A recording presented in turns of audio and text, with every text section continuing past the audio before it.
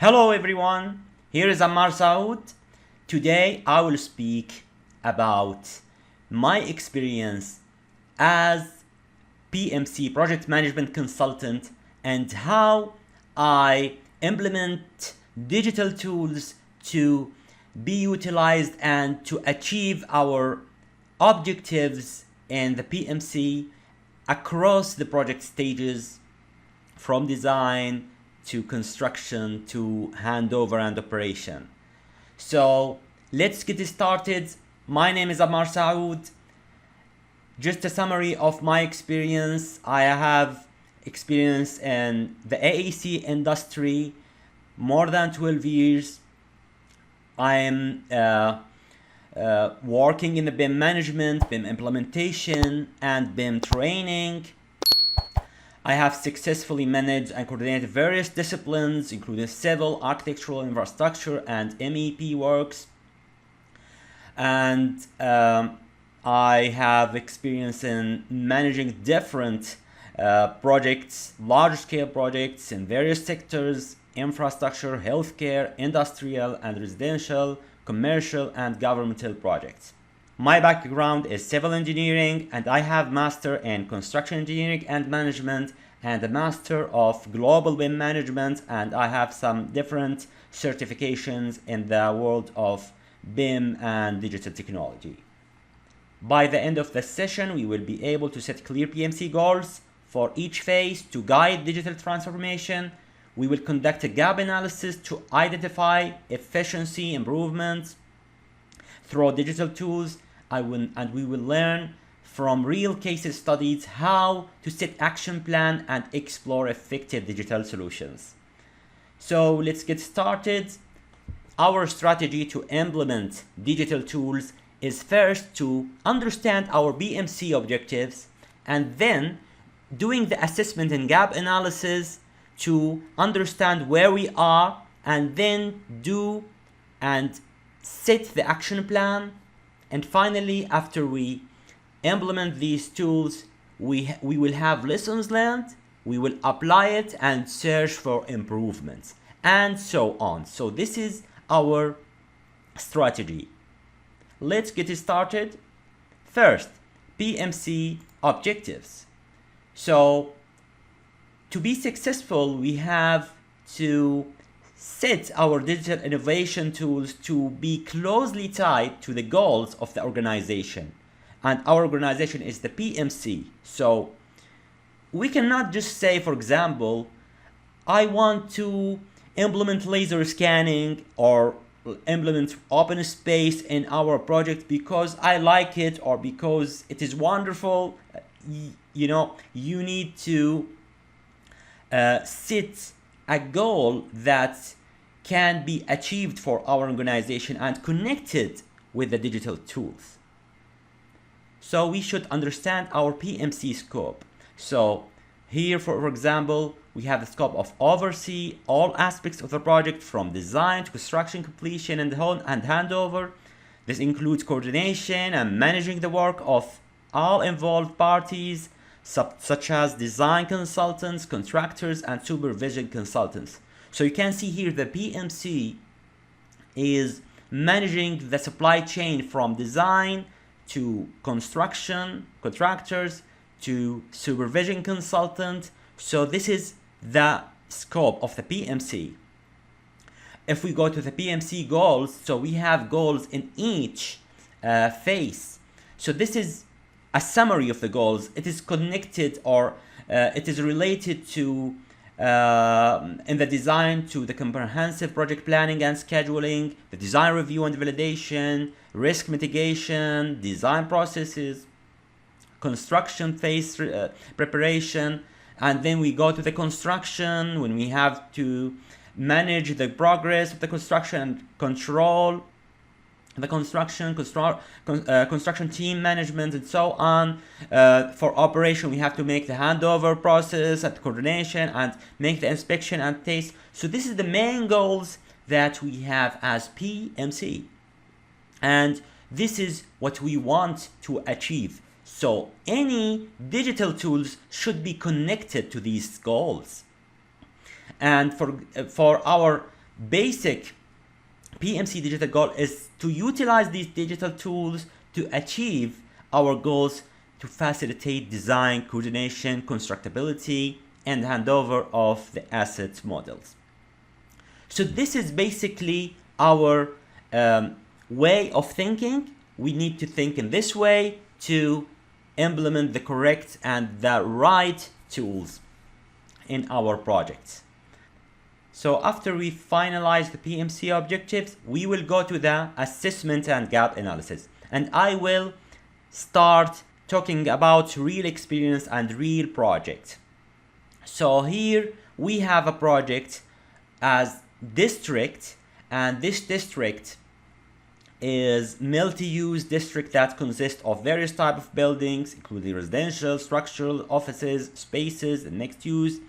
The project size was it was consisting of 20 plots. The area is 150,000 square meters, and we had challenges, and we should put the main challenges to understand our project. So that project was in tight timeline schedule, and the construction and operation are going in parallel for some assets. So you can see that some assets is operated in the below part, and the upper part is not yet operated. It is under construction, or that there are some construction activities. So these were the main challenges of that project. After that, we have to do the assessment and gap analysis. So as PMC, we were in a position that we started after several buildings were constructed. So some of the buildings were already constructed, some of the buildings were under construction, and some of the buildings were under design. So we made our study, and we found some issues like the client EIR. We have EIR that require BIM deliverables from the designers and contractors. However, we have some designers and contractors who received different EIR in their contracts because of the EIR changes, and that affected the transition from design to construction. Number two, here we have design coordination. So we had some issues in some design were not accurate because there are some major clashes, and this design caused variation orders in the construction stage. Number three, BIM site team coordination gaps. So we found that the contractor lacks effective coordination between the BIM team and the site team. I don't know if you face this. I know many people face this issue. Like, the BIM team is doing great job, but in another planet, the construction site team is not doing what is there in the BIM model. So the gap between these two parties should be filled, or we should make it more efficient to ensure there is correct coordination between site and office. Number four, supervision resources constraints. Because of the tight schedule, the supervision team is not able to effectively supervise all the areas on time. We have number five, as-built documentation delays. Number six, handover document delays. So this is the gaps that we found, and we aim to make what we can to solve and to fill these gaps. So now we are going to highlight the goals that can be achieved efficiently utilizing digital tools. So already we have decided the objectives. Now we are just gonna focus on some objectives that can be enhanced using digital tools. And from there, we can set our objectives and action plan. So we have the different phases: design, construction, operation. We have the transition between the design and construction in tendering stage. The transition from construction to operation is the handover stage. So you can see here the construction is the core. The construction is the most important part in our job as PMC.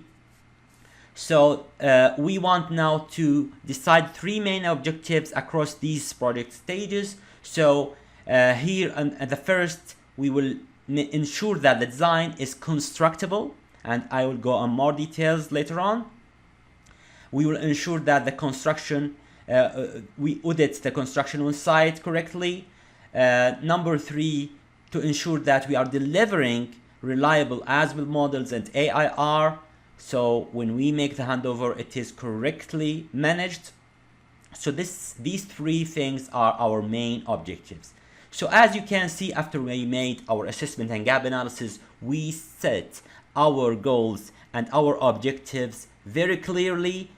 And now in the action plan, we are going to link these objectives with our digital tools and ensure that our digital tools are doing exactly what we need to achieve. So let's go to the action plan. So this is our 3 essential objectives. Let's start with the first one, constructible design. So here we have to set the objectives. We want to avoid waste. We want to avoid delay in construction stage. We want to minimize the variation orders. Okay, this is why we need constructible design. And hence, the plan is to minimize the issues and to make it more reliable design. We should define clash matrices. We should define design checklists that we can follow. Define automated way of accepting design. This is the plan, and this is how we connect it in digital tools. So for example, we will set our Navisworks clash detection set to match our matrix. We will implement the issue management tool in ACC, Autodesk Construction Cloud. We will use the Power BI dashboard to track clashes and design issues. So these were our digital tools to achieve these objectives. Now here some examples from what we have implemented in that project. So Navisworks clash detection sets, you can see here we have clash matrix with the clash tolerances that are connected to the sets in Navisworks, and from them we run our clash tests, and we connected the results to the Power BI dashboard, and then we can track our clashes, how many are resolved, how many are new, how many are approved.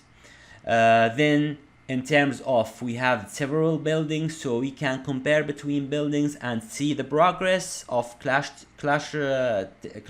resolved or resolved clashes. Next we have the issue management tool in ACC. So we implemented this way of tracking our issues in the design. Then we also make our reports to understand what are the issues, closed issues, open issues, and with which discipline. So that was helpful to make constructible design. Then we have the first objective achieved. Now let's go to the next objective, auditing construction on site. So this is the main objective. So we have several objectives below this objective. We want to ensure the adherence to the design. We want to track issues on site. We want to manage the changes. So our plan was to implement reality capture open space. Our plan to set issue management rules because we want to use it, because we have parties that will be using this tool, the construction supervision on site, the safety, the design, the design review engineers. All of them will be using this issue management tool. We want to define change management rules. So this is our plan. The digital tools is used open space, BIM compare in open space, and also utilizing issue tracking tools, whether it is in open space or ACC. So here are some examples. We implemented reality capture and ensure that we captured the construction, the ongoing construction on a regular basis. We also compare that with the BIM and utilize that to ensure that the design match the construction, or the construction match design. And then we also use the issue tracking tools to make reports and understand where are the issues and the status of the issues. And in this way, we achieve the second objective. Number 2 is achieved. Now let's go to number 3. Delivering reliable as-built model and AIR. So the objective is to ensure the as-built is matching what is on site. The data are aligned on the supplier's data sheets. So we want to ensure they are matching each other.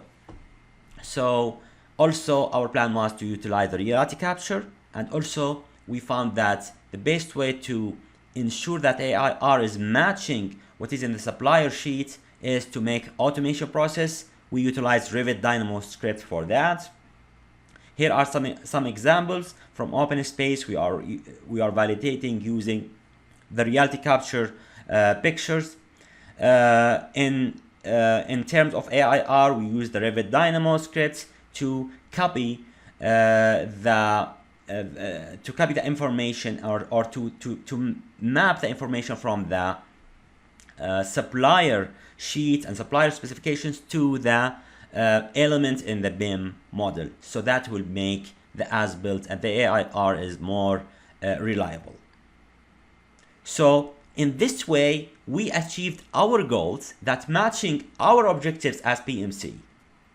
And here we successfully achieved our action plan.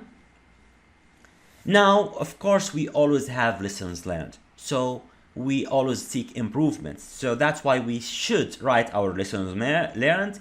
I will just, in sake of time, because of the time, I will speak very fast about these lessons learned. So in the design stage, we have several lessons learned. One of them was the clash tolerances.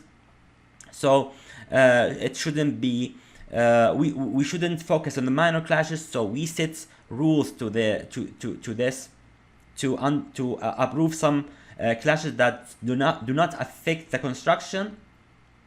One of the lessons learned during construction, construction on site, that there is absence of site technical coordinator. So that was a gap that should be filled by ensuring there is a BIM technical coordinator on site. The handover, delivering the as-built model and the AIR. Sometimes if we don't utilize the automation in the correct way, it is delayed. So the automation was the key here. So we summarize our lessons learned and always seek improvement. So after we have these lessons learned, we go to the next building, and again we see our objectives and we find gaps and try to fill these gaps. So this is the best way we found to implement digital tools and utilize it in the best way. Finally, just to remember 5 things: always align PMC goals with digital tools implementation goals. Proactively introduce relevant digital tools. So do not wait to the client to tell you use this tool, or it is contractually important in the EIR, so we need to use it. Just utilize the digital tools that fit to your objectives. Number 3, embrace the PMC holistic responsibility. So all PMC is required not to focus on one phase. When we ignore any phase, it will affect the other phase because they are connected, and the PMC role is to manage all the phases. Number 4, prioritize the construction phase because it is important. It is connected to the design, and it is connected to the handover. And finally, continuously learn and improve. As you can see, the lessons learned is very important, and we always take this as lessons for improvements. That's all. Thank you everyone for listening, and I hope that you enjoyed our session today. Thank you.